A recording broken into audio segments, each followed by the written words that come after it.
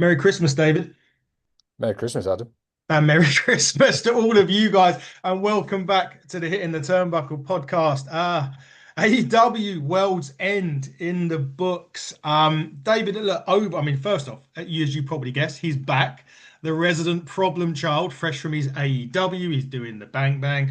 Fresh from his AEW visit to Manchester as well. Our problem child, Dave Robinson. Dave, welcome back. Thank you for having me back. It's been a while. Yeah, I've renewed. You don't know, but I've renewed you. Less money, same terms. You've Uh, taken you've taken up the option on my contract to resign me yeah, for another year. you know that injury option that you get. Yeah, Yeah, yeah, yeah. yours has been added.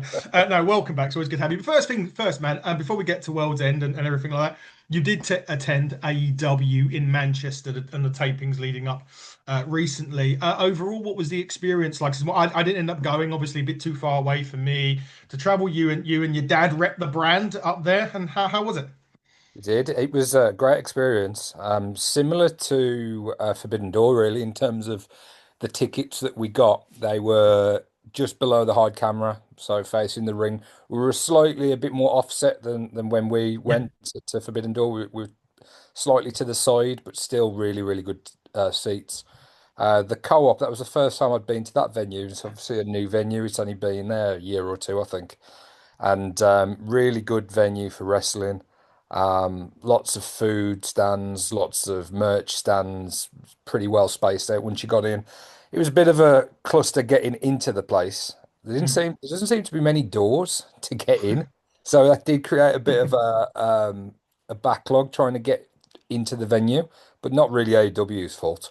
But in terms of the show, brilliant. A long night because it was obviously the combined Dynamite and Collision show. You had a bit that was recorded for a following Collision as well. You had some Ring of Honor stuff. You had some dark stuff. So there was a lot going on and a lot to cram in.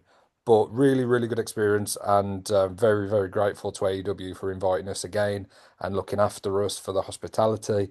Yeah, top marks, mate. Good, glad to hear it. Yes, and big thanks for AW again for sorting us.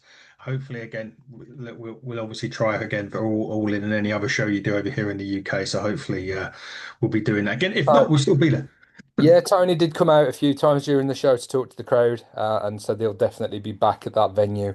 So whether that's going to be part of a bit of a tour next year, or whether they'll tag on some Dynamite and Collisions either side of All In, I would imagine, mate, they'll probably be over twice next year, like they did this year. Good, hope so. The more, Yeah. listen, we can't get enough of wrestling over here in the UK. So if you definitely want to bring it over again, we'll certainly be there.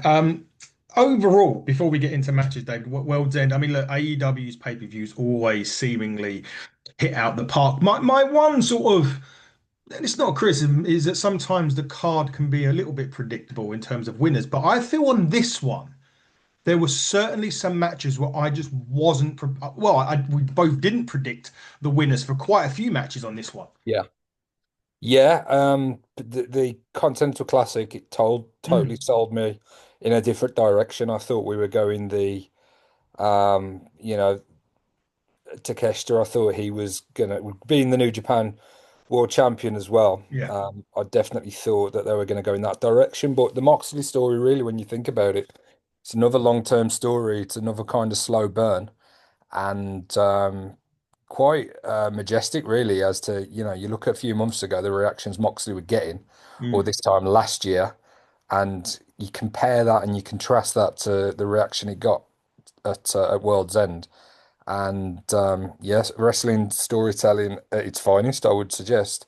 There's a few I did get right. As I say, Yeah. that is something on some of the big shows. You don't really want it to be too predictable. So I like what Mm. they did with the Continental Classic, and I was definitely happy to get a few wrong.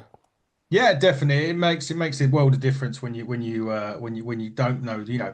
I know sometimes it kind of writes itself in any promotion, not just AEW. So it was good for me to sit there and go, shit, I got that, got it wrong, which is nice. It was nice to see anyway. Yeah, yeah. Look, pre-show, and I appreciate this was a long ass pay-per-view for a lot. And this is one thing that I will say, and I know people will be, I know it'll have its people have its deterrents when I say it should have been, two matches is enough. four on this one, and we'll skirt over these. We'll talk about something, a couple of bits that happened during this. But do you think that's something that perhaps they need to change next year? Because we only had two matches advertised when we done our predictions. It then went to four. Is that too much for a pre-show? I've kind of I'm trying to just accept it with AEW, Mm, the length of the shows. It's the sweet spot for me for a pay-per-view is 3 hours. yeah, I don't know why that is. I don't know if that's tradition. I just like 2 hour weekly show, whether that's Dynamite, Collision, Raw, SmackDown, whatever, and then a 3 hour show, perhaps a real big show, your All-Ins, your WrestleManias, perhaps push it to 4 hours. I know you've got WrestleMania over 2 nights now. But for me, 3 hours is plenty of time to put on a real good show. AEW would probably argue they don't have monthly pay-per-views as such. yeah. They're spaced out a little bit more, so you can perhaps, justify pushing the main card a little bit longer. But yeah, four matches for a crowd to watch prior to going into a big show. You're asking a lot of them, but the crowds usually turn up. And even like at the end of, the end of the night in Manchester, the crowd was still going crazy and they'd watched 5 hours of wrestling at that point. So, yeah, my personal preference, one or two matches for a pre-show. You had Sky Blue on there from Chicago, so Yeah. totally makes sense to put her in a match and Sisters of Sin to pick up the win there. But anything more than that's just a little bit too much filler for my liking. But yeah, as you said, some people can't get enough, and they'll be quite happy to have four matches on a pre-show. Exactly. Yeah, I agree. Look, I love wrestling. I just a bit like yourself. Maybe we're old school. Maybe we're just old. But 3 hours Can is feel it. is plenty, plenty for me. One thing that did happen at the pre-show was they had a video package from Adam Cole, who thanked the fans for his support and said, hopefully, we'll see more of him in 2026. That's sounding quite positive as we go into that, judging from what we thought we knew about what Adam Cole and his injury. Yeah, remains to be seen whether that's as a on-screen personality or a wrestler. Mm. Obviously, we've seen Bryan Danielson transition to the commentary t table. But I don't know what's going on with Taz at the minute. I haven't looked for a while. I don't He's had know. surgeries. I know that. Yeah, I'm not sure if the intention is to bring him back to the Dynamite commentary team at some point. Um, but yeah, positive regardless to see him looking healthy and on his way back and involved with the company again. Yeah, definitely so. Anyway, and hopefully, yeah, speedy. Well, not say speedy recovery, but just recover, get healthy. And look, if it's not a wrestling back producer, whatever, we need Adam Cole in wrestling in one way, in the safest way for himself possible. Maybe they'll bring him back with Keith Lee and make him his manager.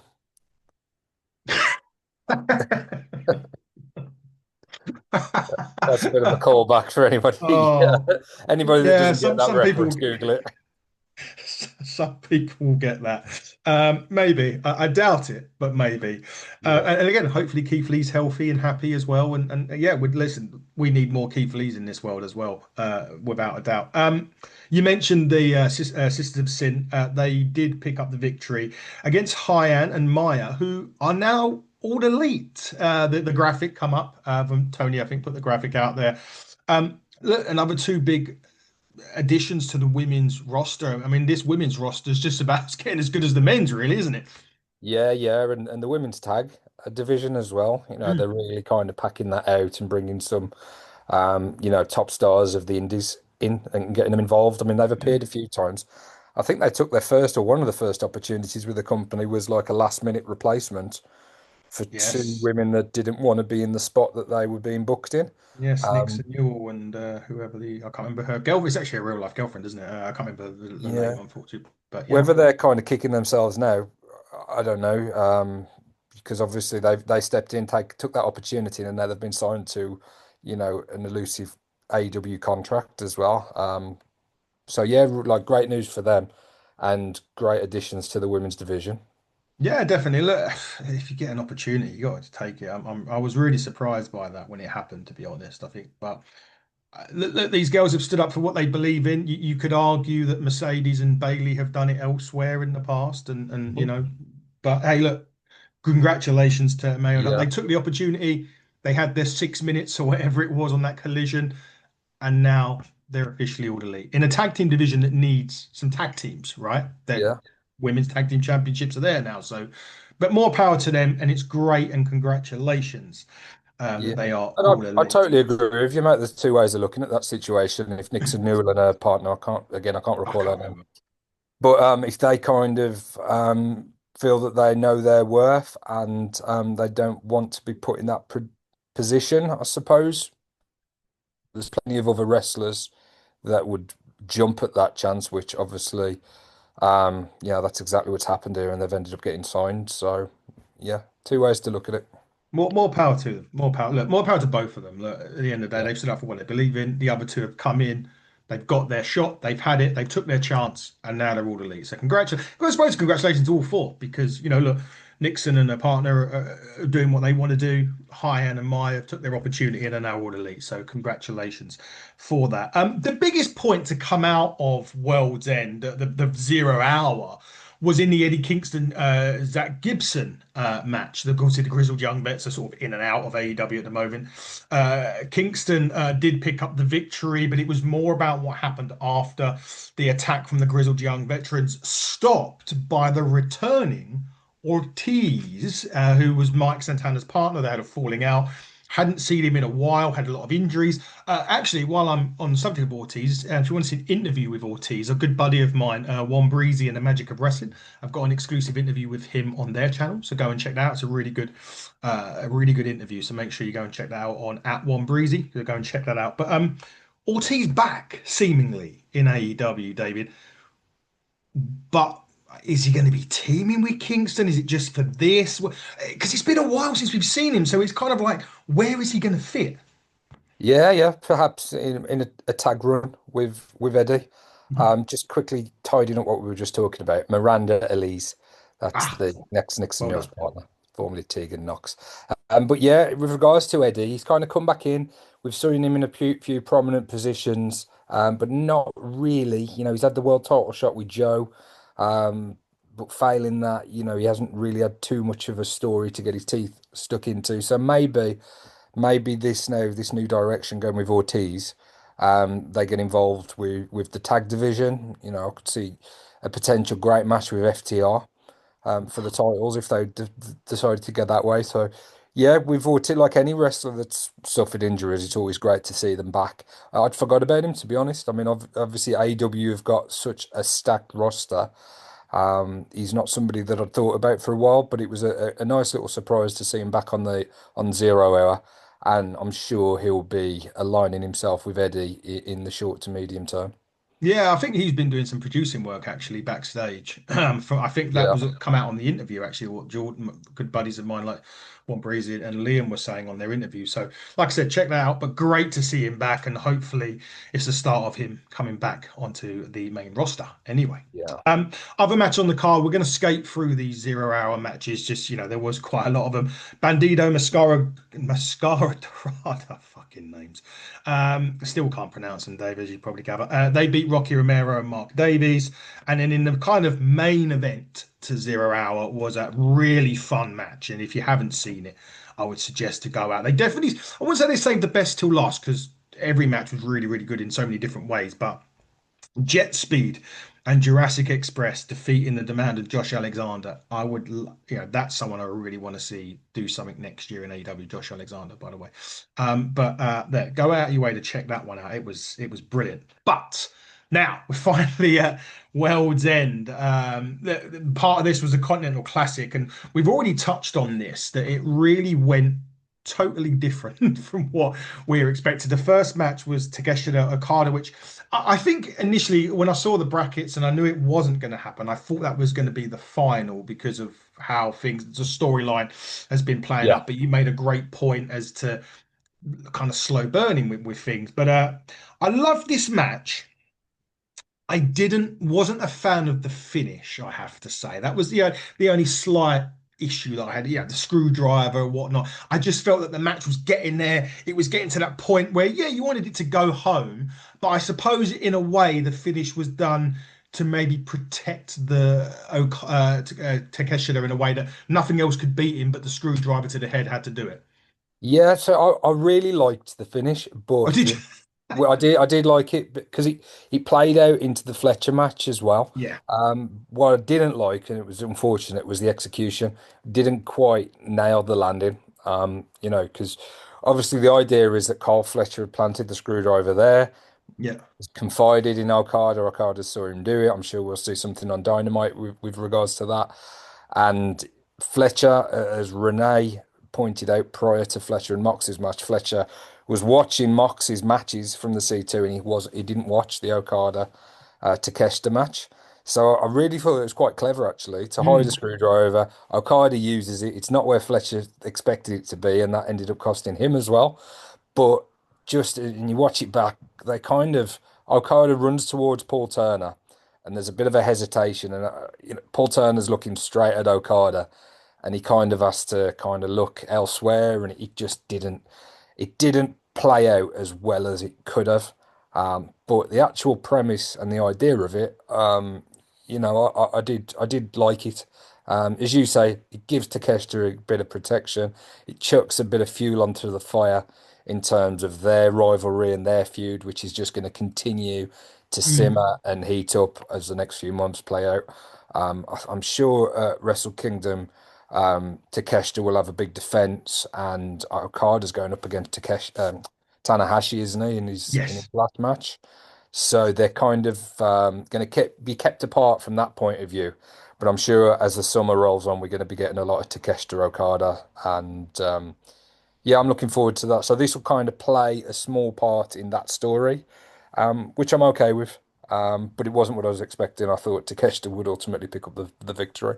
So did I. Now you're right in thinking about it. I should have thought about it the way you said about Fletcher planting the screwdriver and Okada using it, even though, yeah, Yeah, I don't think commentary did a great job, to be honest. And it's mm, one of those things where sometimes the commentators are aware of little things that are going to happen, mm, so they can get that over to the crowd. I spotted it, and but I'm sure there's people in the audience that it wouldn't have made a great deal of sense to, as to what Fletcher was looking for in his match, or maybe they'd have put two and two together. yeah. But I thought the commentary team, as good as they are, could have helped put that across a little bit more. Um, but yeah, I like that there's consequences not just for that match, but for another Mhm. match and ultimately the whole tournament. Yeah, same here, same here. Probably watching it at 1:30 in the morning as well probably didn't help Yeah, my brain power. But yeah, so Okada got through, and then we went straight into Moxley and Fletcher. I thought, David, this was absolutely brilliant. I've not been a fan of Moxley too much in terms of his matches recently. He has been an incredible run in 2025. I'll give him that. I've not been a massive fan of this. Just hit so many different ways. It was pretty much pitch perfect from start to finish. Fletcher has been on an incredible roll himself as well in 2025. The big thing for me here was I was expecting Carl Fletcher to pick up the win. You've now made a point. He was looking for the screwdriver. It wasn't where he placed it because Okada had took it in the first match, and ultimately he passes out to the sleeper hold or the bulldog choke, whatever you want to call it, from John Moxley to pick up the victory. But Dave, when the words AEW, when you say that, that's the kind of match that epitomizes what AEW has done, especially in 2025. 100%, mate. Match of the night for me, and one of the matches of the year. I know a bit of recency bias, but I absolutely love this. And you make the point about Moxley in these matches. Yeah, when you've got like a roster that includes Will Ospreay and Hangman Page and Okada and so many over the years, Brian Danielson, and Moxley, as good as he's been, as consistent as he is, you don't kind of associate him with those big flashy matches and No. Young Bucks, Kenny Omega type things, but he's just what he is. He's something very different, and you saw it against Roderick Strong in Manchester, which I Yeah. thought was another really good match. And what I love about this and this evolution of John Moxley over the past few months is that the whole premise of the Death Riders was that he was saying that AEW it's gone soft, Mm. and he wants to toughen the roster up. And then in actual fact, as the roster has kind of rose to that challenge, he himself has had his difficulties in the ring. He's submitted a number of times and he's actually questioning, man, is it me now? Have I gone soft? Am I, am I to the standards that I set? You know, so yeah, he's fighting from beneath and, being a bit of the underdog, really, given his recent results and run of matches. Um, I just thought was sensational. A great story. Like you, absolutely expected Carl Fletcher to win this. He was a semi-finalist last year. I thought he'd ultimately be taking the next step. And once Takeshita was out as well, I thought that Fletcher may ultimately go on and win the C2, in the final. Um, not the way that it played out. Obviously, Mox picked up the win, which set up a great first time match as well between Okada and Moxley, which, the crowd in attendance and everybody watching, were kind of excited and couldn't wait for that one to get underway as well.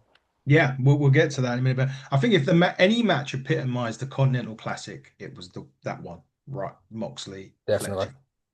The C2, we love the C2. We want a women's one next year. Funny enough, you should mention that Progress Wrestling have just announced a women's Super Strong Style next year, which again, Cool. totally irrelevant, but part of what we're saying. But yeah, that was an incredible match. And then, what better way to follow it than a good old-fashioned Chicago street fight?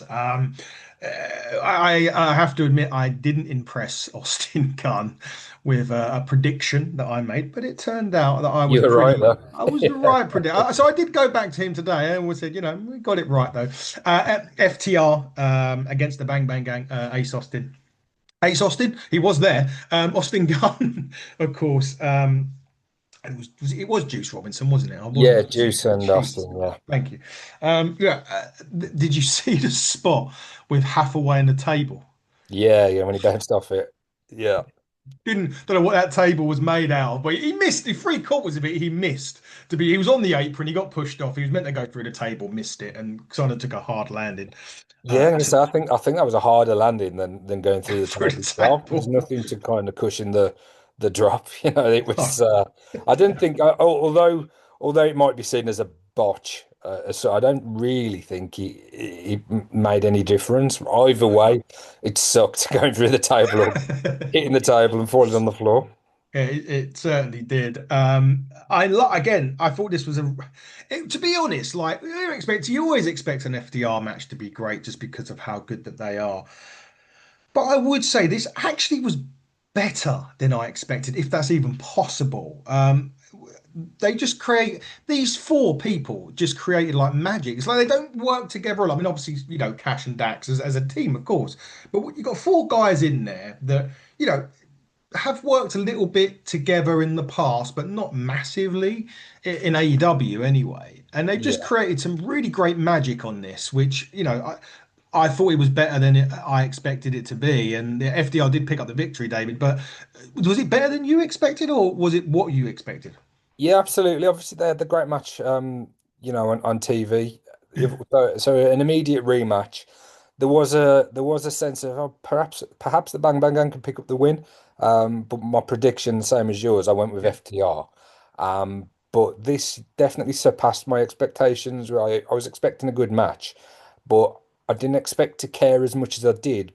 Also, given the fact that we'd seen the same match Mm. recently, albeit with a stipulation. Yeah. Juice, obviously, number of matches against FTR with Jay White. Jay White, yeah. But this is kind of a makeshift team. I know they're part of the same faction, but traditionally Austin teams up with his brother and Juice teams up with Jay. Yeah. So yeah, to create this team that really did push FTR to the limit. And I don't think there'd be too many eyebrows raised if they would have picked up the win, and they would have raised the both the belts and the guns, as Mm. Austin put it, in that Chicago arena. I don't think it would have been out of place, and I think they could have easily, been booked to go over here. So yeah, really enjoyed it, and it'd be great to get both Colton Gunn and Jay White back soon, and get Definitely. a bit more screen time for Ace Austin as well, and we'll get a full Bang Bang Gang lineup, I'm sure, in 2026. I hope so. Do you know what this match missed? The Go on. one thing. If Copeland and Christian had come back at the end. Yeah, yeah. Would have been great. Probably saving it for another show, which will be great, but just felt it was I don't know, just felt the right time to. Yeah, I Really? think we've got a 3 month layoff now Okay. between, is it Revolution Yeah, next? Revolution. Yeah, Yeah, so yeah, plenty of time and stories I'm sure that are going to build between now and then. And I'm absolutely expecting both Copeland and Christian to be back with us very soon.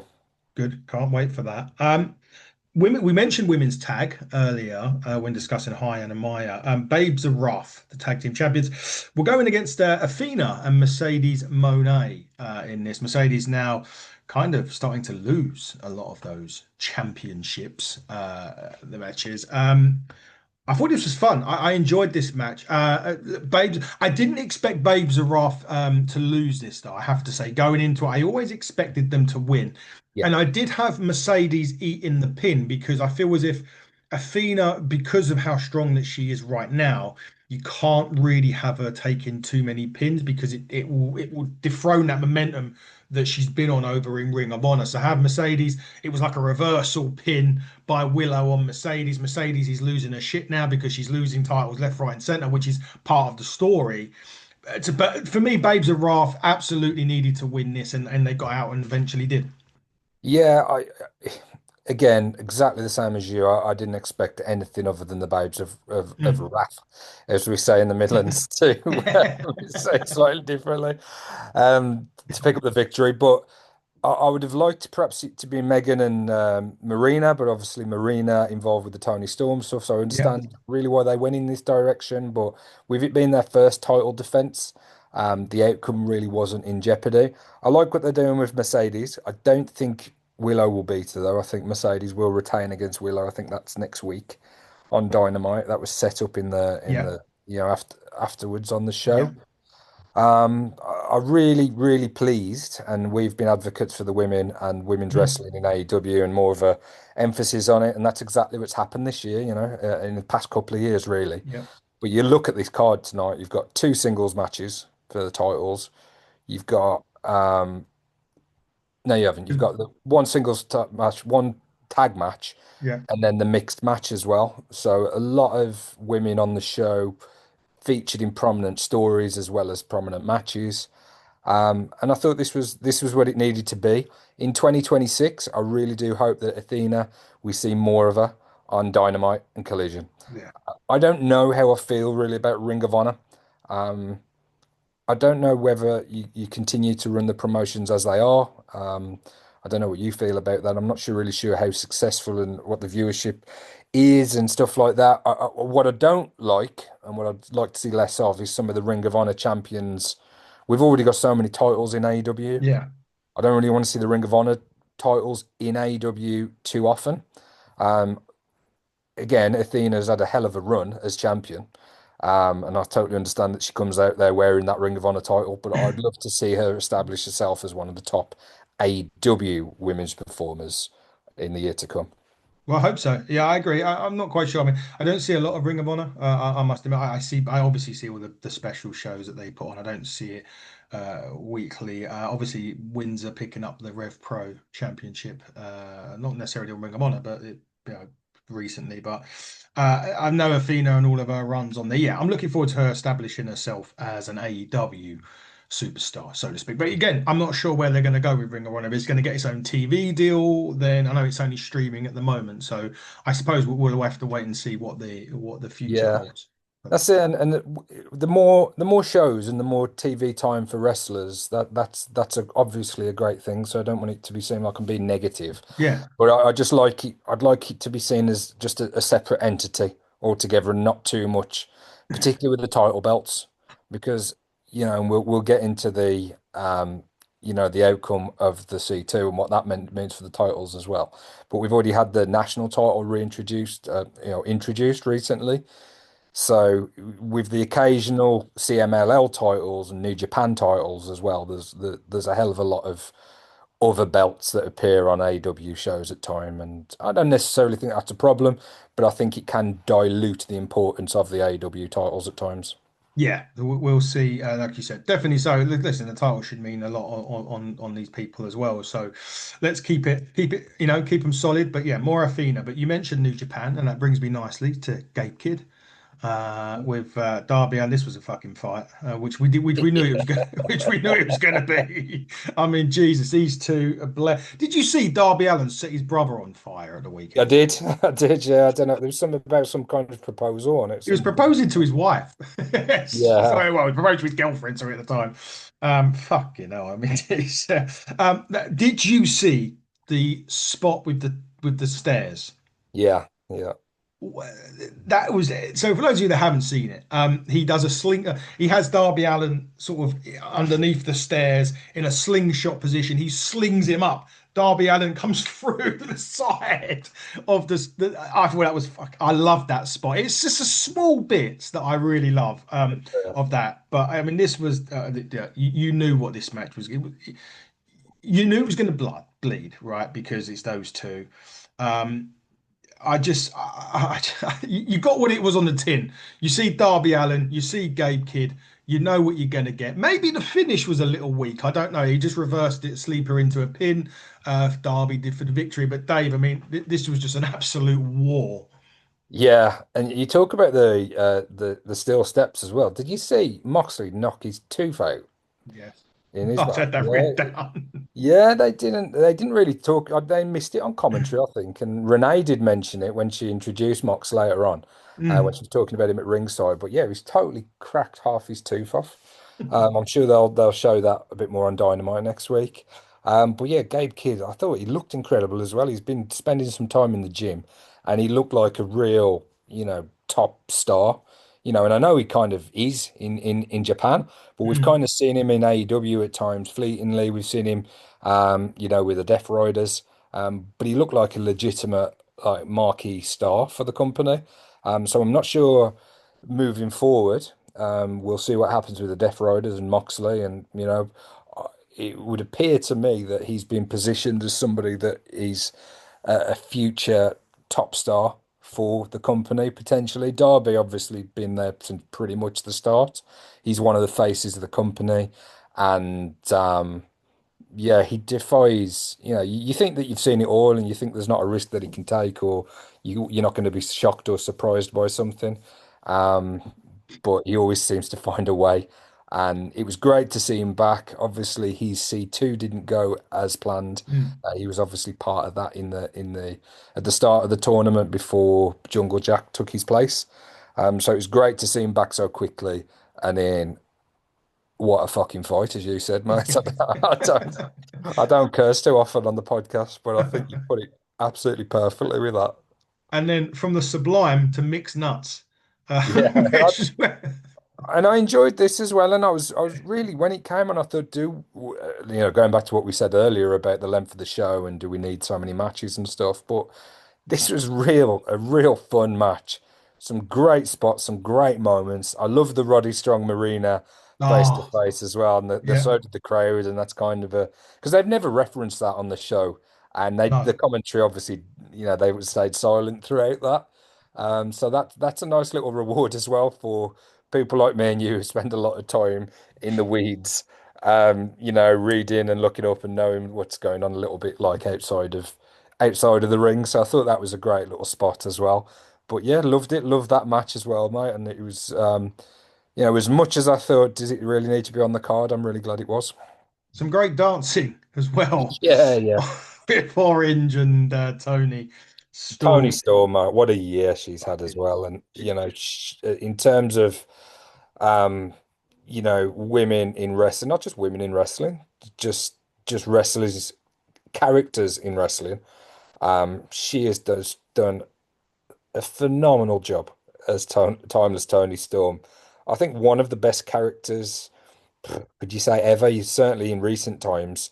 Um, she wins awards. She won sport award in Sports Illustrated again, didn't she, for her Yeah. promos? So it's nice to see her get that recognition. And I just think and I know that character's not for absolutely everyone, but I personally love it. And yeah, I really did like the little interactions with Orange Cassidy in this match as well. Oh, I thought they were tremendous. I really, really did. And the scary thing about Tony Storm is she's only 30 years old. I mean, that's, Yeah. in wrestling terms, Yeah. that's still very, very, young in a lot of ways. Not Uh, even in, really in a prime, really. You would say she's kind of approaching it or just about there. And yeah, I didn't realize. I thought she was a bit older than that. But yeah, she's one of my favorite characters to watch on a wrestling show without a yeah. shadow of a doubt. Mark Briscoe picking up the victory as well, of course, in that one. Which and Orange Cassidy doing the Daniel Garcia's old dance, which is always Yeah. fun. Another women's match. This is the thing. I think there was four in total. Well done, AEW. 11-12 match, four matches women. That's always good to see. Nearly half of the action, which is, very, very good. Jamie Hayter, Statlander, and a good old hard hitting affair. This one between two women that, I just think this match was so good, but it was if this was on any other card, it would have been the standout. But because of the quality of every other match on the card, it didn't stand out like it should have. Like, that's not in a bad way. It's just because of how good the show actually was. It just, if you'd put that on a Dynamite Collision or even another pay-per-view, it outshines everything. It just because of how good the show was, it didn't quite out. It didn't. It just, I'm trying to say like I'm negative, but I'm not being No, negative. I totally understand where you're coming from. And for me, if I had to put my finger on why that is, again, I've just spoke about Tony Storm and the character development. As we spoke about Moxley, and Darby, Gabe Kidd, people that we really invested with as characters. As good as Chris Statlander and Jamie Hayter are in the ring, I think perhaps we need a little bit more from them in terms of their character developments and seeing a bit more from them and giving them we seem to see a lot of backstage little vignettes with them rather Mm. than promos out in the ring, so perhaps in 2026 we get a little bit more of that, and then we just invested in those characters a little bit more in terms of the quality of the match and quality of the wrestling. There's no questions to be answered. They are phenomenal performers, two of the very best out there. I just think we haven't quite got that character, the level of investment that we have in some of the other women and characters in AEW. Yeah. Do you think, or was you expecting the heel turn from Jamie in this? I think yeah, it wouldn't have surprised me too much if that's the direction we're going. I actually do prefer her as a heel. I think, Mm. particularly because of her power game as well. She's just a different. She gets lost in the sauce a little bit as a face. I think because she does stand herself apart so much in terms of what she can do in the ring.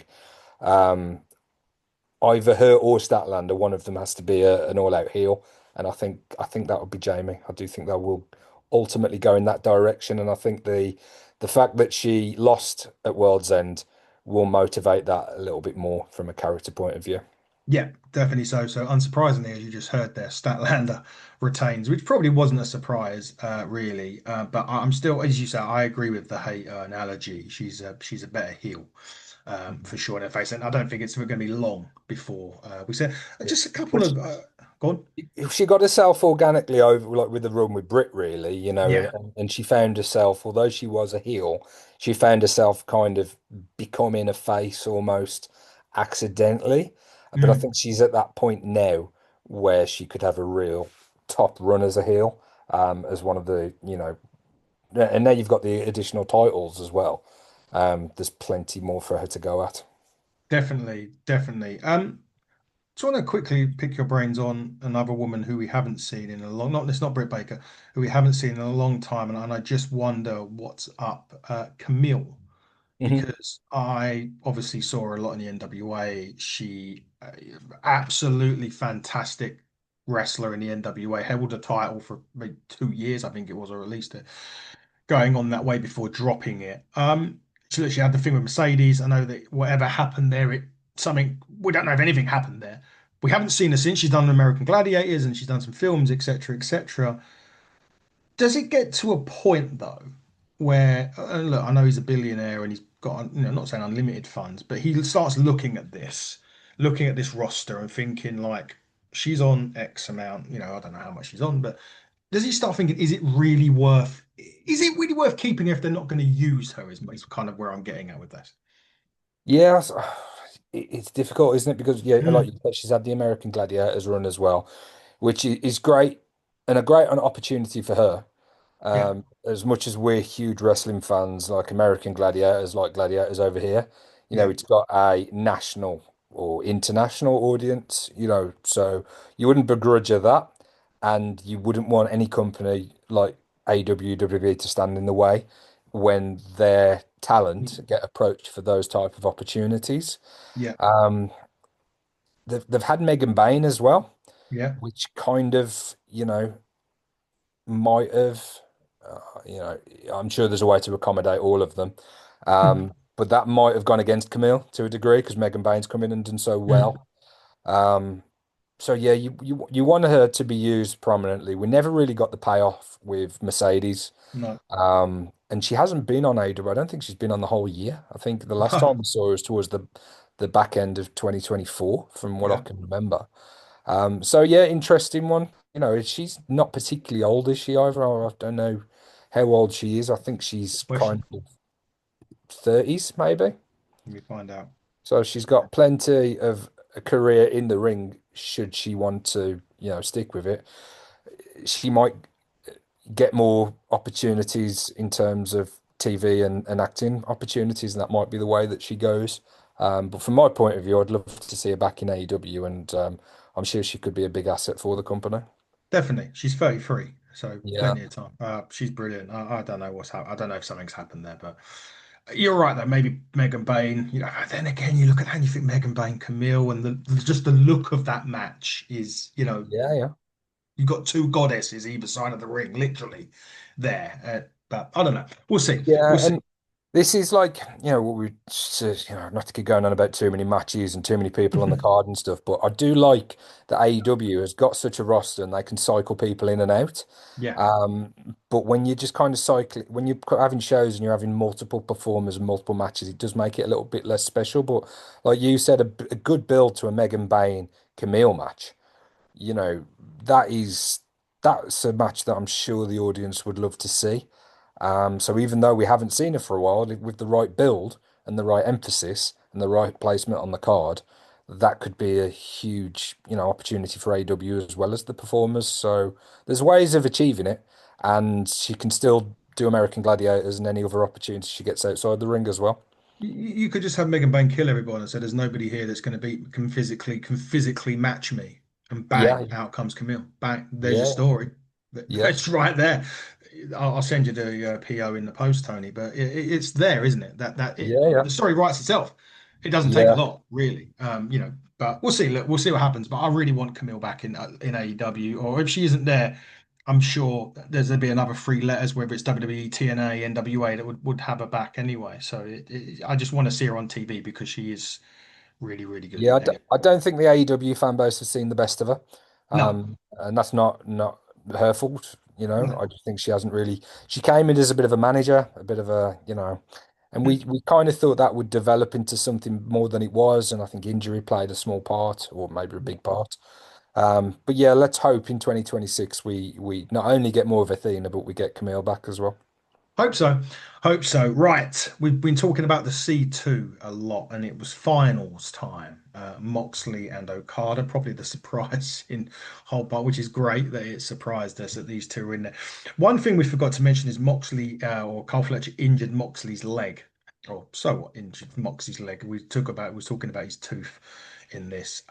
What I Yeah, loved about this was Okada had the upper hand probably through the majority. If I've gone yeah, for the majority of this match, and he was working on the leg, which I yeah, thought was great because sometimes you just don't get it right in wrestling. You don't get they will injure the leg, and you won't. Nothing will ever happen. But they done a great point, and he done a great point of working on Moxley's leg when he had control of this match, and he had the control for the majority of this match. To be fair, you hit the nail on the head earlier on when you said Moxley was coming from underneath, doing the underdog, which he really yeah, doing in this match. It was pretty much the underdog throughout of all of this.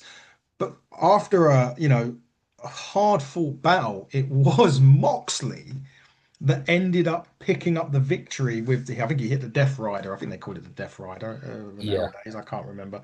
Um, for this match. And then he cuts. the biggest babyface promo with the whole of the Death Riders out there. And at this point, I'm thinking they're going to attack him. They're going to attack him. They didn't. Moxley turns face at that point, in my opinion. I Yeah. don't know if you agree. When does the Death Riders say, fuck you, Mox, we're not a part of this anymore? You were the weak link. We're going to beat you up.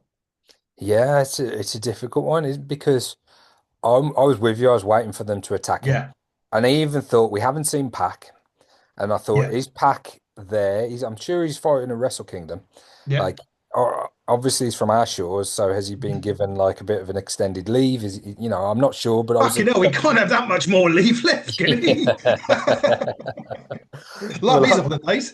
yeah, I like his contract. But yeah, I was expecting something else, as you said, Moxley, from the slow burn in terms of the face turn Mm, during the tournament to the as soon as he started cutting that promo, it's like, okay, that's it, he's gone. He's fully turned.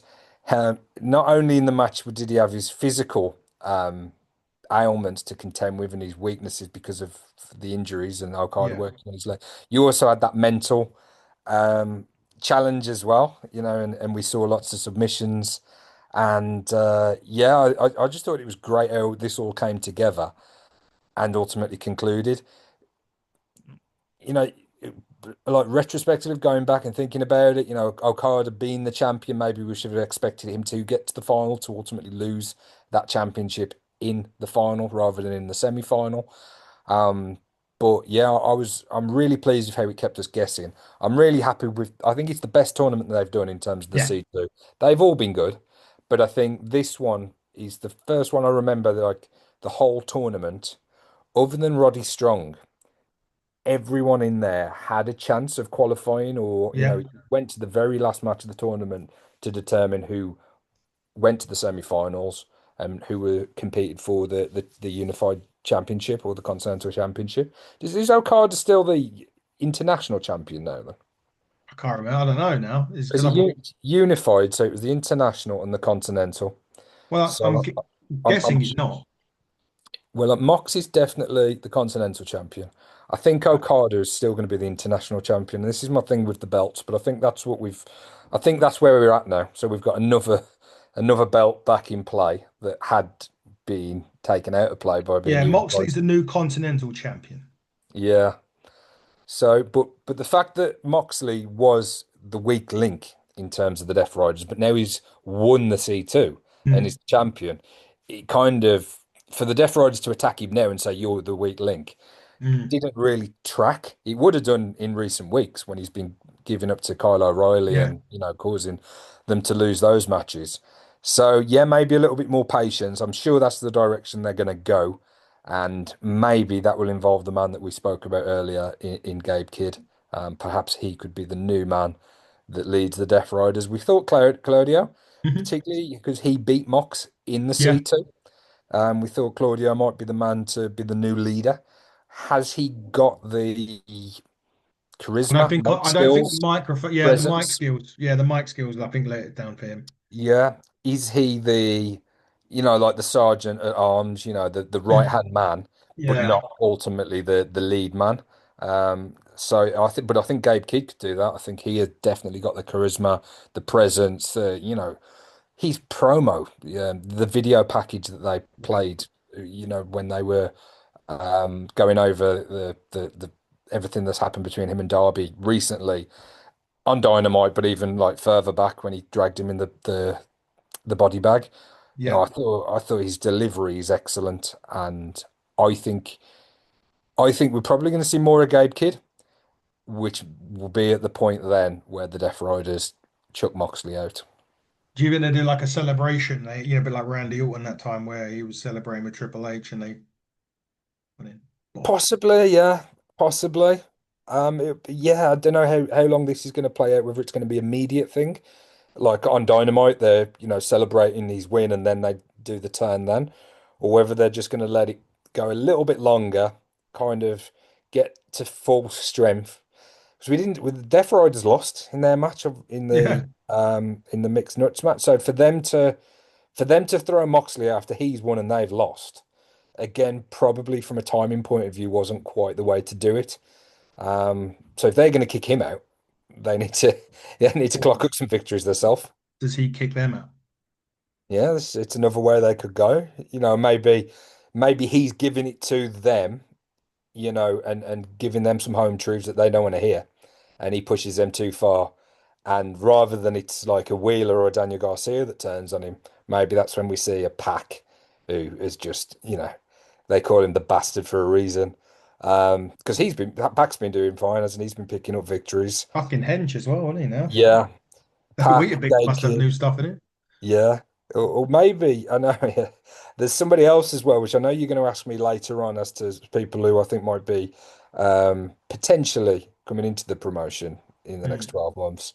So maybe that could be somebody. Oh, I'm being cryptic. We'll pick this up. Pick this up in a minute.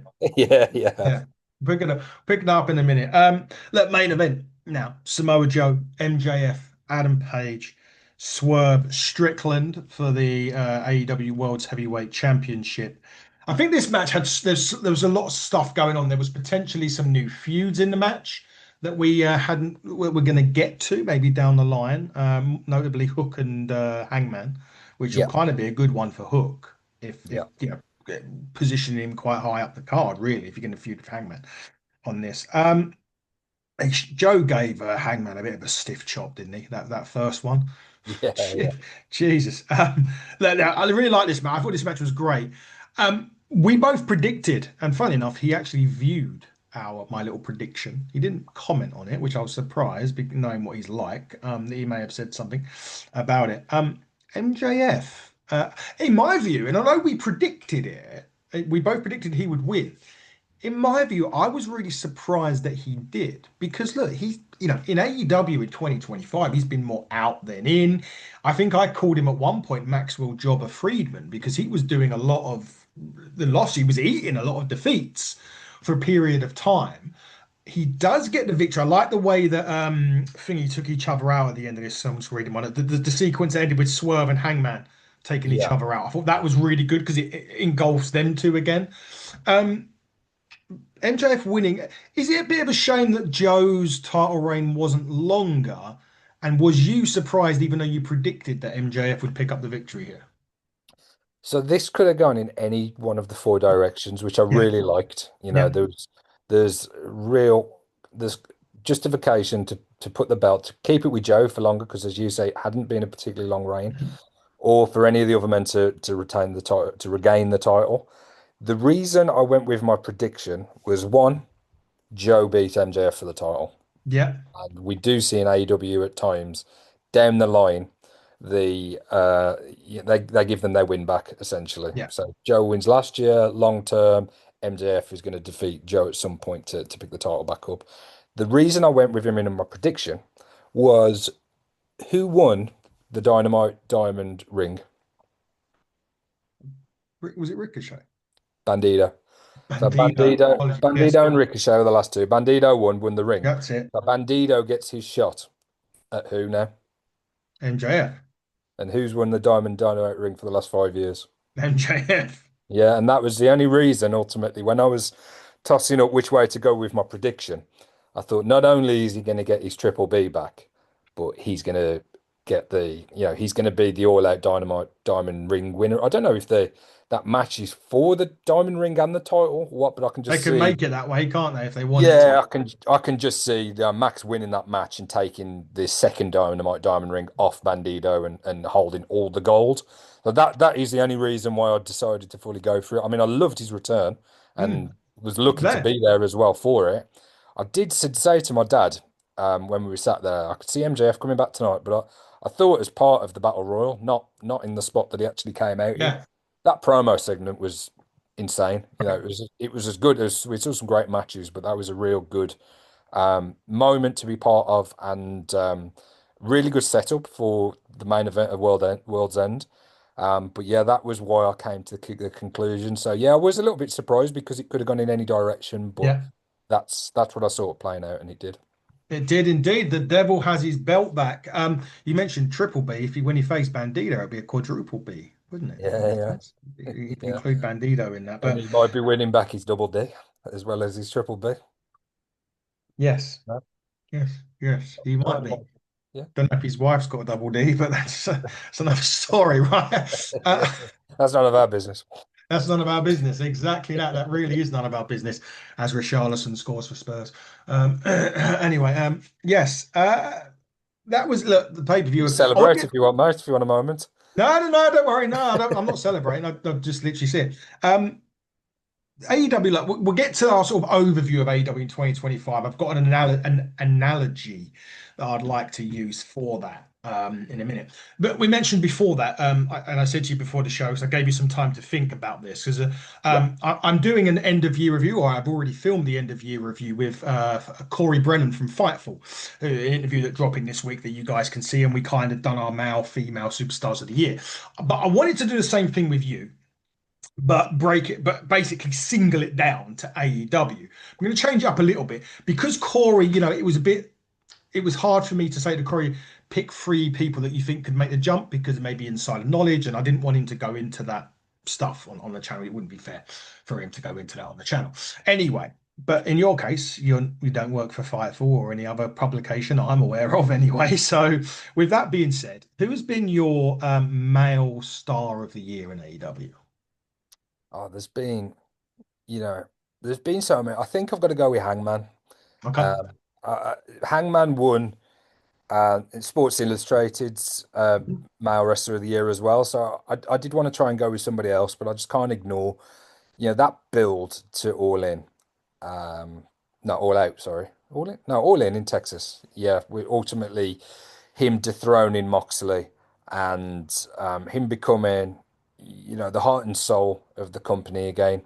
I just think the journey, the character arc, the matches that he's had, I'm gonna find it difficult to look beyond Hangman. I mean, Osprey would be up there, but he's been injured and he's missed a bit Mhm. of action towards the back end of the year.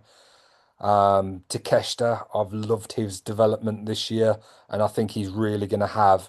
I wouldn't even call it a break. I think it's not a breakout year for him this year. He'd already broken out as a top star, but I think he's really going to establish himself. And I think winning that New Japan World title as well, as much as I don't really want to see too much of that title on AW shows, I think that just helps his overall aura as a top star.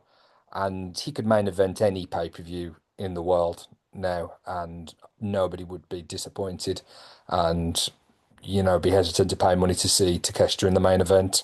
So another one that I could have gone with, but I'm going to go with Hangman Page for my male wrestler of the year. First things first, fuck VAR. Second thing, No longer celebrating. no longer am I celebrating fucking bastards. No longer am I celebrating. My male superstar of the year is also my breakout star of the year. So effectively, won two awards. For me, although I am going to change my breakout star because I don't like giving it to the same person. So I'm going to make a change to my breakout. I'm going to go with Cole Fletcher, and I did this with Corey Brennan. I think I said this to Corey Brennan. I can't remember now. But for me, somebody that's it could have easily gone with Hangman, and Hangman's a great choice, and there's reasons, to have Hangman in. I just think someone that has really sort of taken the bull by the horns. They done it. They had the whole thing with Osprey. They done the split. They had Mark Davis was out for a period of time. So Carl's effectively had to come into his own in a lot of ways. Yes, he's had Don Callis there and his ever-growing family to assist him, but I just think somebody that's just really outshone a lot of people this year. Maybe surprisingly to some people.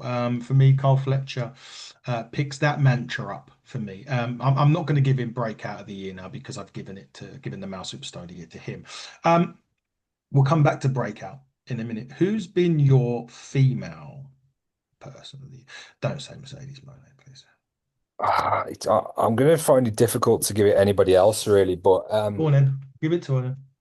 well, I've spoke about Tony Storm, and I think Yeah, particularly at the start of the year, it's this year. So much has happened this year. It's this year we had the Tony Storm Mariah May yeah. conclusion to their feud. Hmm. Yeah, I think that was Revolution 2025, so Yeah. kind of March time.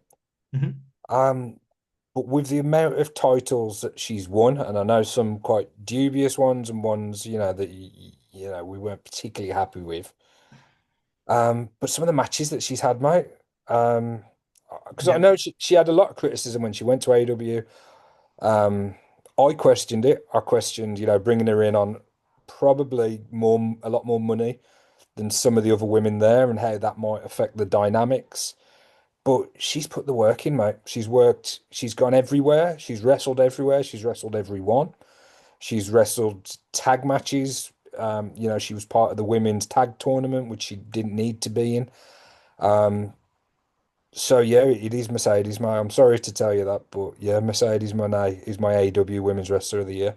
Fair enough. Fair enough. I'll let you have that one. I'm going to go with somebody who I think it may be slightly, she's a champion at the minute, but maybe someone that's slightly crept under the radar. She's great as a single. She's great as really as an unorthodox tag team that she's in right now. And that's Willow Nightingale. I just think that somebody that, I mean, she's got there's still a lot more to come from her as well. She's just got like the moment she comes out, the fans love her. There's no doubt about that. She's got the wrestling ability. She's very likable.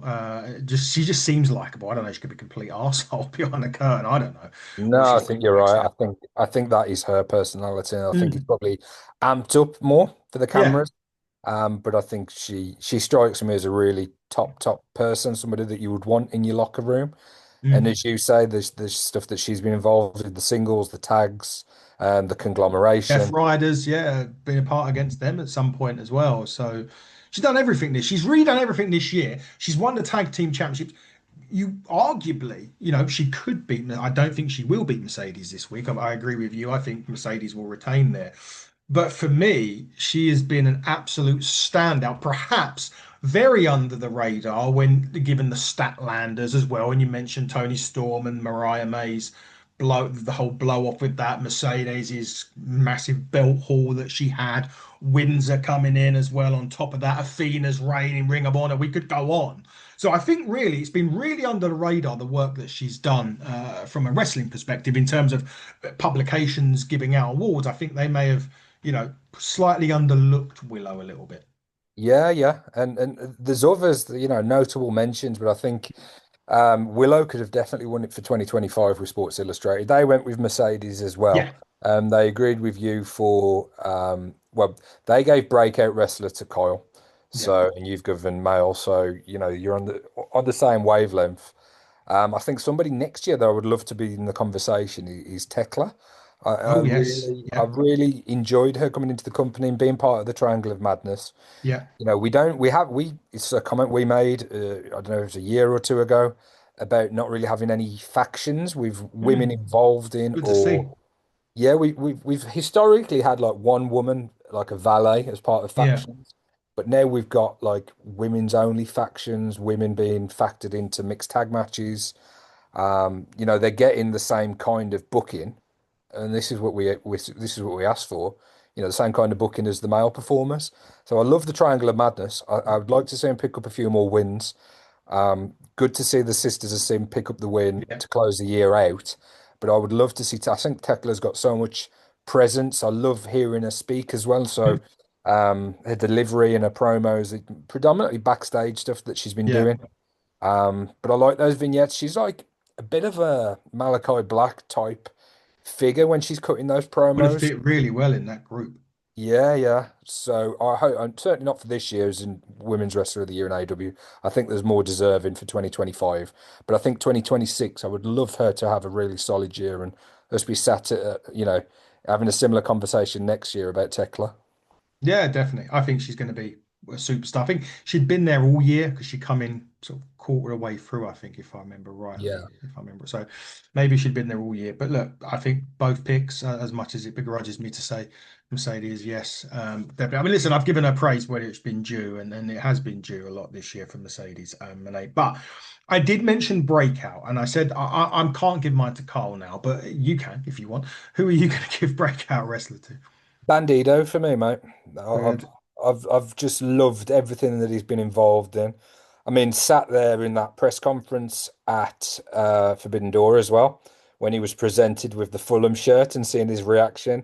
Again, you were talking about Willow as like a genuine person and a real nice, seemingly real nice person. you kind of got that authentic reaction. He was so emotional when he got given that signed Raul shirt. Raul Jimenez, And yeah. I couldn't help but warm to him a little bit more, being, witnessing that. But in ring, whether it's been in Ring of Honor, which admittedly not seen too much of, seen some highlights, everything he's done with Brody King, which I think, and I don't want to see that break up anytime soon, but I think down the line we will see a rivalry between those two, which could Mm. be some amazing. I don't want them to rush it, but I'm sure when they do get there, that will be some great stuff as well. But but every time Bandito's been on my screen in 2025, I've loved every second of it. And there's been some other kind of luchadors and um, people within AEW, hologram earlier on in the year before Yeah. picking up an injury, Mascara Dorada. There's some other notable Mexican stars as well that have come in from CMLL. But I think Bandito has just been the all-rounder. And I don't think he's necessarily needs to be cutting the promos, which we generally associate with the top stars. I think he's Mm. so good in the ring, and he's got such a way of making you care about him and wanting to support him. I don't think whereas Claudio, that he's kind of a bit of a downfall for him. For whatever reason, I don't feel the same way about Bandito. I think I don't know. I just think he's good enough. He could easily be the top star in AEW, regardless of his ability to cut great promos. And yeah, I can't really explain that. I don't know why I feel that about some performers, but not others. But yeah, breakout star for 2025 for me, Bandito. Mm. No, I agree with that. Just as a coincidental, slight change of subject. Driller Mahoney, your good friend, has re-debuted a Return to Progress Wrestling today. Oh, brilliant. Just as I don't, We'll be a slight talking side about note. him. We'll be talking about him in a minute. Yeah, Yeah, yeah, I know where you're going now with yeah. that. So my break, I'm going to change, and actually, it was someone who made the jump. We're going to talk about people that make the jump in a minute. Someone that made the jump this year to AEW. And as much as I thought he was a good fit for AEW, I wasn't quite sure if he was still going to be if he was still just going to be not say a nothing man because he was something in the WWE. That's wrong for me to say that word, but if he was just going to get lost, because you get so many talents that come in and get lost in the shuffle. But he has reinvented himself into one of the best heels that AEW have got. So I'm going to give it, amazingly, to a fellow bald man, Ricochet. Is going to get my breakout of the year. I don't say breakout because he's so experienced, but I just think for someone to have he's completely 180'd his character really. Yeah. Perhaps, and this is where I always look at when I do my TNA stuff, I look at the analogies of like an AJ Francis or an Ash by Elegance, somebody that's didn't work out in whatever reason the WWE comes into a new promotion, gets the TV time, gets the chance to the audience an opportunity to engage with the character and all of that stuff. And he's a prime example of coming away from WWE, coming to AEW, trying something new and just getting it over in such a way. And for me, Ricochet gets my vote for a breakout of the year. That's a great shout, mate. That's great because you wouldn't. It's like you say, you wouldn't necessarily say breakout star because he's No. so experienced, been part of the WWE. Had success there, but was never really given that opportunity at the top of the card.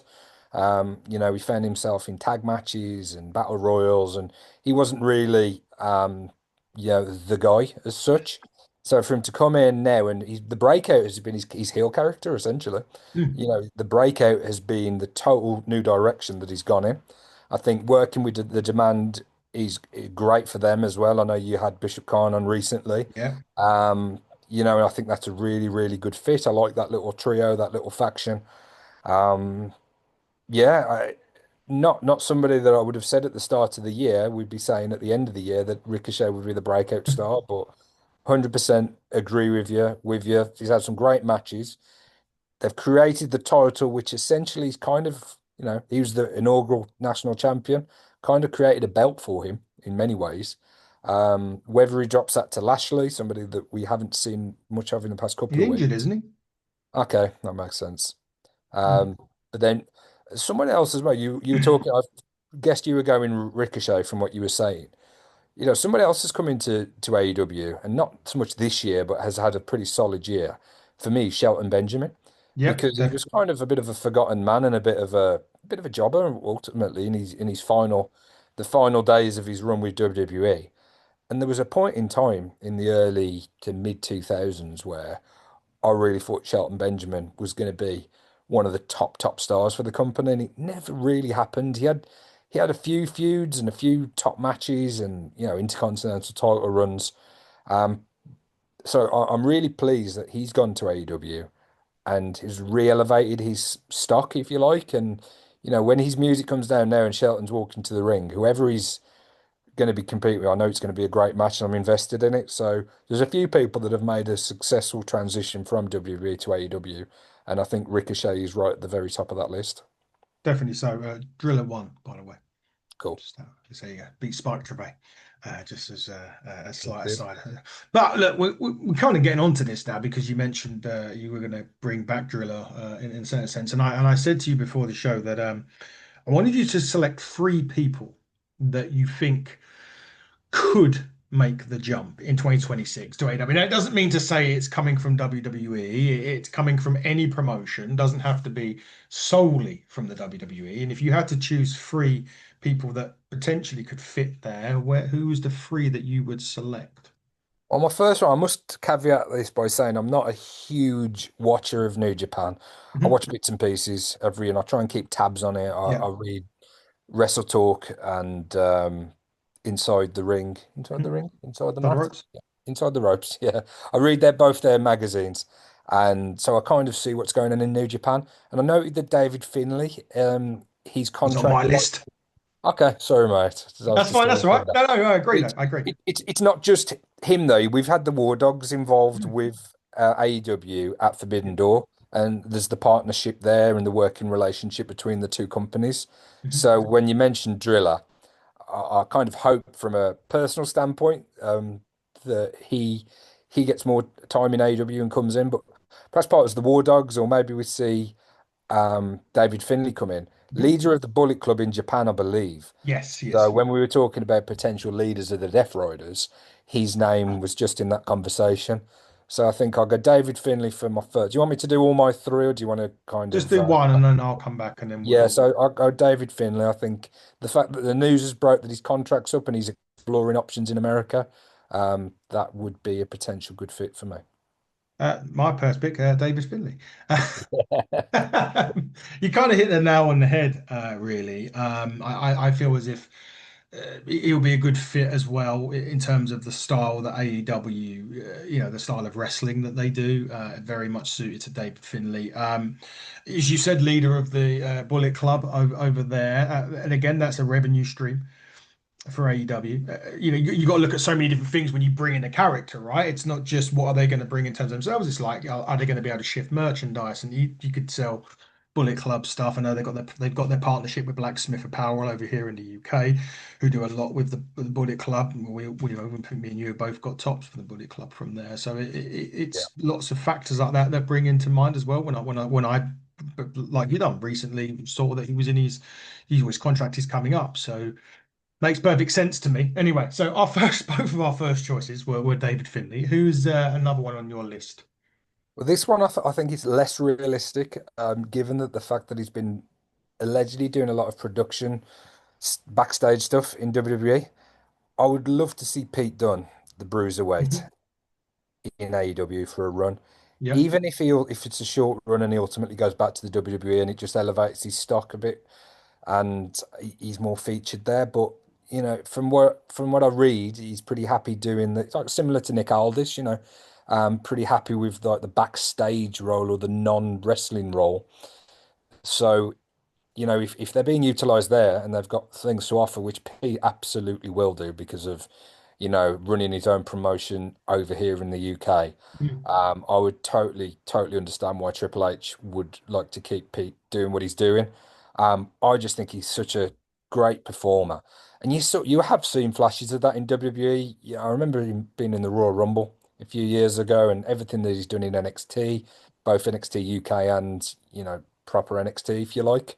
Mm. I'd love to see Pete Dunne or Tyler Bate or those type of performers just really showcase what they can do inside a wrestling ring, and I think AEW would be a great place for them to do it. So my second choice would be Pete Dunne. Yeah, no, I could see Pete Dunne over there. My second choice is a free agent, funnily enough, already, and I'm surprised. I don't know. He's done a lot of talking already about no one's who has not had any talks or anyone, and I think it's a to be honest, I'm surprised he already hasn't, and that's Karrion Cross or Killer Cross or whatever his name is with Scarlett, of course. Both have said there'd be two editions. I don't know why, if there is a reason. Maybe, listen, maybe he's back in the Royal Rumble in January. I don't know. Maybe that's the whole plan to bring him back then, and that's why. But someone that's ready made already for and you could bring back the killer gimmick. It all writes itself in a lot of ways. And again, you look at what people like Ricochet have done and FTR have done and anybody else has done in AEW since making the move. And Moxley reinvented himself in AEW in many ways. And I look at that and I think if you bring somebody like that in who's ready made, ready to go, he could be an AEW world champion by the time All In comes around when we go in August. So for me, Karrion Cross is one that I'm surprised already hasn't been with Scarlett, of course, and should be in AEW. Yeah, yeah, no, totally agree. He was somebody that when you asked me the question earlier, somebody that came to mind.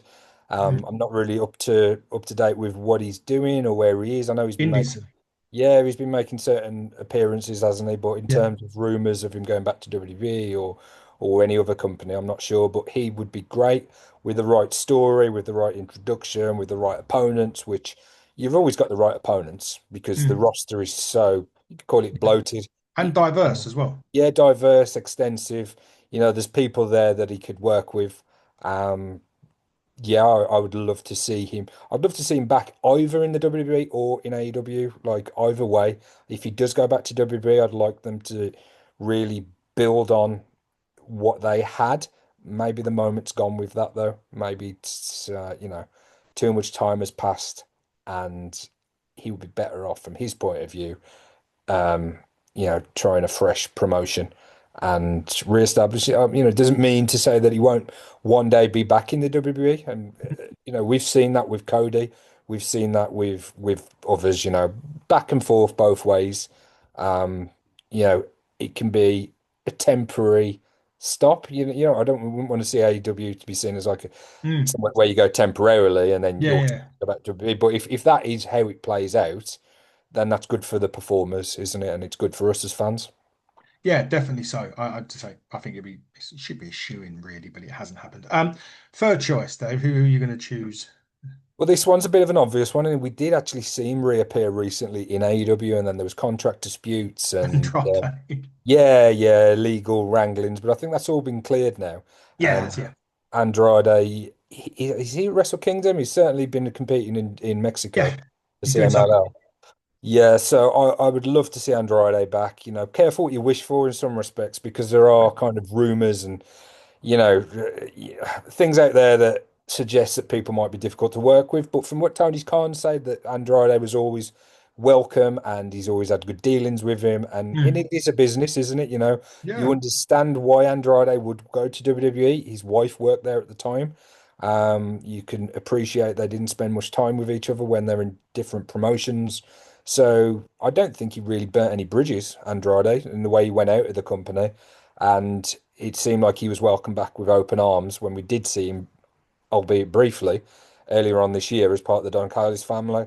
I want to see Andrade Ospreay. I want to see Andrade Omega again.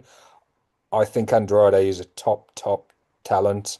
Um, Again, some Andrade Bandido. There's so many great matches. Andrade, Carl Fletcher, Mhm. Andrade, Takeshita. I could keep going.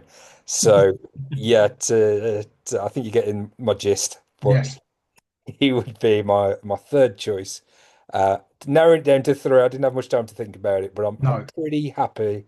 I'm pretty happy with that three, to be honest, because David Finlay could mean an influx of New Japan stars coming in. Yeah. Pete Dunne could mean Tyler Bate and other kind of UK indie stars that haven't really had the chance in WWE could come through. And Andrade, just some of those matches are mouth-watering. So, who's your third, mate? Well, I'm gonna.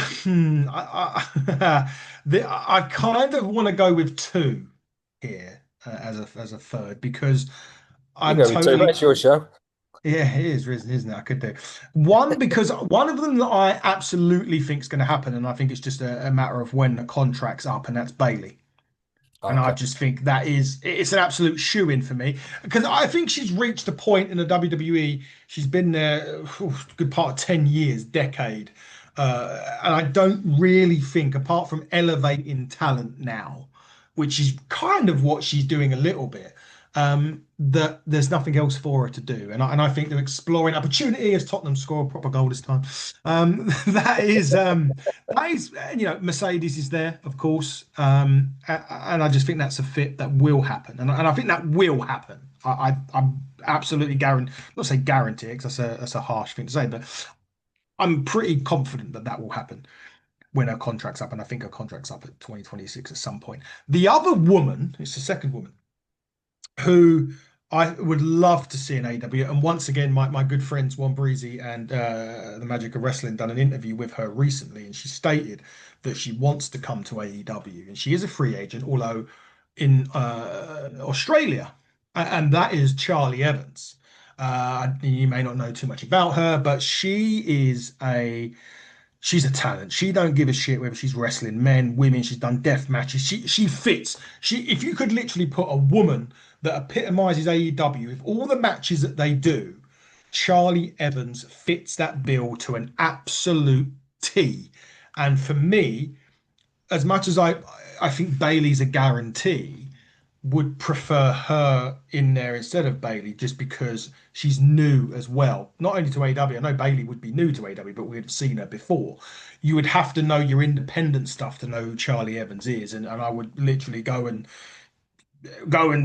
say to anybody that doesn't know who she is that you need to go and check her out on YouTube and whatever. She is an extraordinary talent over there, and that would be the next person I think would go over there and do. Both great shouts. So I know a little bit about her, but obviously I know a lot about Bailey. And I Mm, think Bailey, Sasha Banks at the time in NXT yeah. really did revolutionize women's wrestling. I know Mhm. Tony Khan was a huge fan of that match as well. I think he Yeah. spoke about that publicly. So I'm sure Bailey would be a great fit. And see Bailey more in the UK as well on the independent, similar to what Mercedes has done, Mm, give her a bit more freedom, go and compete in Mexico and Japan. I think that would be an awesome, awesome thing for her career. And, maybe one day, because I don't think she has had the four horse women. I mhm. think out of the four, Bailey has probably not had at times the sustained run Yeah. at the top that she deserves. Mhm. So, and I'm sure that again, hope by going and kind of doing something different, because she could stay. I'm sure WA would re-sign her. I'm sure there'd be no issue there. Yeah. Yeah, I'd really like to see her kind of go and challenge herself and push herself outside of the WWE environment. And I think she would be a great addition to AEW, whether that's aligning herself with Mercedes, whether that's going against Mercedes. I think she could be positioned as a huge surprise. I'm mindful that out of the three people that I named, I haven't named a woman, but I think from what we spoke about in our conversation Yeah. about Camille, Athena, and Megan Bain, and others, I think there's a lot that are actually contracted to AEW that would feel like a new signing, if you like, given the Mm. right focus and. But yeah, I think your suggestions, mate, are great, and I'd love to see both of those ladies in AEW this year. Me too. And I'm sure there's going to be people. I mean, Anna Jay's potentially one that may be Go leaving. I the know other the way. contract's up, so that won't go the other way. Go elsewhere. We don't know. Explore it. There's loads of stuff. I think this year we kind of said that 2025 we might see a lot. We didn't see too many this year, but I think next year and going forward we're going to see a lot more swapping and change, not just between WWE and AEW, but TNA, NWA. I think I so because I think some contracts are kind of up, or Mhm. Jericho's the big one. I think that has been Yeah. announced now, hasn't it? Has that been No, it's confirmed? not. Okay, I It's not. must Well, have. it's not been announced where he's going. But I think it doesn't take a fucking genius to work that one out. Well, I said for a long time I thought he'd be going back at the Rumble, but that's in Saudi, isn't it? So to do it as a Exactly. That's surprise, more of the reason too. They love their nostalgia shit over there. They'll have the Undertaker and fucking yeah. Goldberg and all them come back if they want. Well, So it will happen in Saudi. I can get near. It's probably a shoe-in, to be honest. the week before, though, allegedly, I think the WWE are in Canada. So there was talks of bringing him in there, and then you've got WrestleMania a couple of months later. But he's one that I would be surprised if he doesn't show up in WWE. And yeah, there might be others back and forth over the next 12 months. But as far as I'm concerned, it keeps it exciting for us fans. It gives those, those performers that are out in the cold at the minute, like your Killer Crosses. There's more places for people to go, and it's just exciting for them, exciting for us. And I think if as long as it's done in all the right way, similar to the way Andrade left AEW, it does keep the possibility alive for him to go back, and hopefully we'll see a bit of that this year. Indeed, indeed. Look, as AEW ends their 2025, I personally want to say that, in my opinion, this has been the best ever year of AEW. And I'm going to tell you for why very briefly. I know we've gone way over our normal allotted time on this, but we've done a lot of talking and a lot of good stuff. So, um, my analogy that I use for this, and a lot of people are going to hate me when I say it's a Jim Cornette analogy, but when I was recently listening to an old interview that Jim Cornette done. He'd done a thing called Timeline of WCW, where he was talking to Sean Oliver about 1989 and 1990 WCW. And he was saying that the head guy and the head booker at the time was Jim Herd, and he was saying that um, Jim Herd didn't like in-ring interviews, didn't really like, he would rather a 30-second pre-tape and a 4-minute match with the fucking the Ding Dongs versus the fucking New Zealand Militia instead of Ric Flair with woman in the ring talking, right? So in other words, he was prioritizing wrestling over potential storylines, right? Which, listen, Ric Flair back then in the ring with woman, seriously, you don't want to see that? I think we all would. And my thing is that I felt that Tony Khan, for the first majority of the time in AEW, was doing exactly that. He was prioritizing wrestling, and there's nothing wrong with that because it is all elite wrestling, right? But there wasn't a focal point on storylines. It was a bit. We had a chat when Orange Cassidy was, I think it was international champion. He felt like he was spinning the wheel of fortune to see who the next opponent was. There wasn't really a convoluted thing. It's just him this week and things like that. Yeah. I think in 20, maybe from the back end of 2024, certainly throughout the whole of this year, Tony Khan gets it. Yes, make the priority wrestling because that's what differentiates you from the WWE because WWE is all about the presentation, all about the big entrances, all the shit like that that goes along with it. Theirs is entertainment. That's what they're prioritizing, right? So yes, prioritize your wrestling in AEW because there ain't really a lot better of a roster than what you can get there. But what he has done, he sprinkled the brilliance of storylines on top of this now to make it compelling. Death Riders, we've hated it at some point. We say we don't know, we really want to see this, but we've loved it. And now we're going to see another phase of that with Moxley going forward now. So there's sprinkling of that.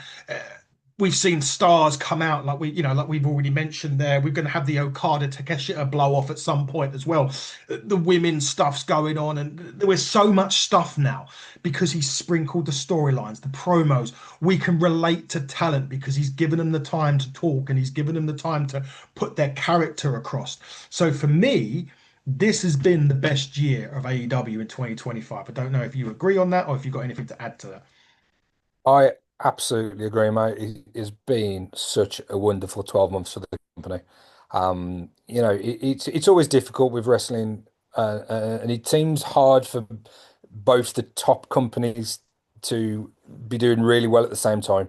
Mm. So if WWE is a really hot product, it's really difficult for AEW to also be. I'm sure there's a way that both companies can be doing great stuff at the same time, but it just seems to fluctuate a little bit. When AEW has had a bit of a downturn, WWE's Yeah. really pushed on. But I think the last 12 months in Sports Illustrated, I've referenced a few times during Mm. our chat, they give out 14 awards for wrestling, and 10 of them have been won by AEW.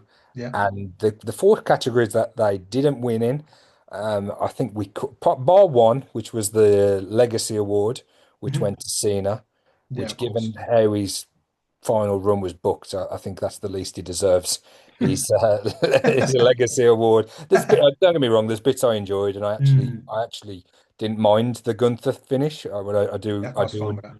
Mm. Yeah, I understand some fans that have paid a lot to kind of see John's last match. They wanted to see him win. So yeah, I do understand some of the criticism, but I actually didn't have a problem with it.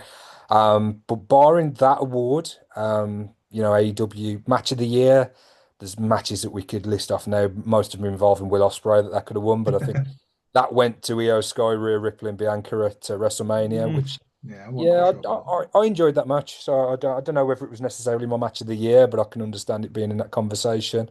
And then comeback performer went to Ilya Dragunov. Heel turn went to Naomi. But I every other don't know, case, Ilya Dragunov, comeback performer. I mean, he's only been back and he's already had a title and lost it. I don't know, I'm not so sure about that one. I mean, the rest of them, Naomi's heel turn. Yeah, I yeah, mean, I'm it would have trying to been think of a better heel turn in AEW, and I couldn't it. really think of one to be No, I honest. mean, the only one that, and it's not even AEW, the only one that could have potentially had been there had they done it right, and as Cena said, it when the dicks were in the dirt was Cena's, but they could totally fuck that right up. So Yeah, yeah, I mean, I don't. I think Naomi's is better than Hook. I really mm, liked her kind of proceed with caution yeah. stuff that she was doing as well. So I wouldn't begrudge that one. But all of the other awards, including Promotion of the Year, went to AEW, and I think you're quite right in saying that that attention, and that's what I said about the screwdriver and that finish. I mean Yeah, that. that's it. It's the attention to detail, right? Yeah, I didn't necessarily like the screwdriver at the time when it was being done by Don Callis initially with Kenny, but it's definitely consistent with a story with the people that are involved. It had consequences for the next matches, and there has been that renewed um, attention to detail. The other thing that Tony's not doing as well, he's getting too excited and like booking those big matches like immediately as soon as a new opportunity presents Mm, itself. And I think Takeshita Okada is a great example of that because yeah, I'm sure going into the C2, when you look at the brackets, if you would have said to a lot of wrestling fans and AEW fans who's going to be the final two, it would have been Okada Takeshita. And they went in a different direction, and it was great, and it's worked really well for Mox. Hasn't really hurt Fletcher, hasn't hurt Takeshita because the way it was all done. So they've got four top stars coming out of that, rather than just paying off going for the easy win, if you like, and just getting that match out the way. There's plenty of time, there's plenty of pay-per-views, there's plenty of time to build to that match and make it mean even more. And I think Tony Khan and AEW have done a great job in all departments really in 2025, and I hope that continues in 2026. I hope WWE has a bit of an upturn as well. I'd love to be going into WrestleMania more excited about that product than I am at the minute. Um, I always know when my interest is waning a little bit because I tend to skip a lot more and read a bit more and listen to a bit more. You also get it as well with some of the podcasts I listen to. There's less I don't know, there's less coverage mm. because not a lot is going on of any great note. What do you mean you listen to other podcasts? Yeah, sorry, mate. I should have broke you that That's more gently. blasphemy. Yeah, but No, yeah, and my brother and his son as well. I'm trying to get them into AEW a little bit more than my nephew branch, and we're showing them some AEW on Boxing Day night, and they were loving what they were seeing. So I'm trying to kind of they're getting a little bit disinterested in some of the stuff and some of the non-finishes and the DQ finishes in WWE. So I'd love to see both companies and both products going into 2026. AEW continuing the good work and WWE, particularly going into WrestleMania season.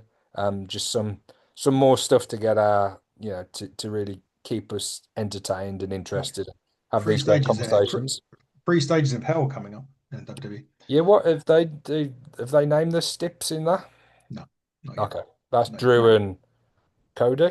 Yeah, Okay. yeah, in Berlin. Whoa, fucking Germany. I got a great show there, haven't they? With that, just with that alone. But yeah, I agree with that. I totally agree. My interest in WWE has left me quite a bit, and I'm so glad that there is other promotions, TNA and WA, AEW, of course, out there as well.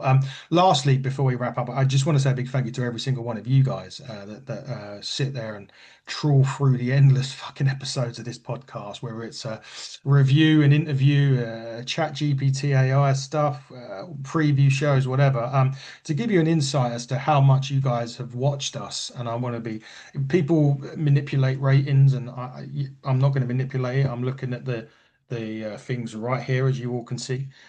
So this time last year, views on our YouTube page were 101,651. Bearing in mind 2023 doesn't really count because that's when we started on YouTube, so it doesn't go. You could do lifetime, but you could probably just take it and you can take away everything that I'm just about to give you, and then you get the 2023. But 101,651 views on YouTube for 2024. In 2025, we've still got a couple of things to drop. 209,525. So it's massively increased our viewership. So we're obviously doing something right, which is nice. But look, without you, well, listen, to be fair, I know I'm selfish and I say that I don't care. I mean, if you watch it, of course, I want you all to watch it and you all to enjoy it and you had to also have your opinions. But the fact that it's grown by that amount in terms of views is brilliant. And we want to thank you all for tuning in to us, whether it's myself, David, myself, Fiona, guests, or whoever. It's very much appreciated. So a big thank you to you all for that. David, thank you as always for joining me. It's been nice to have you back on talking some AEW as we end the year.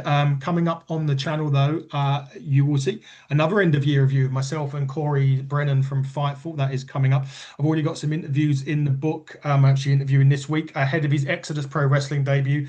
Bougie will be coming on the show. We'll be doing International Showcase of Independent Showcase.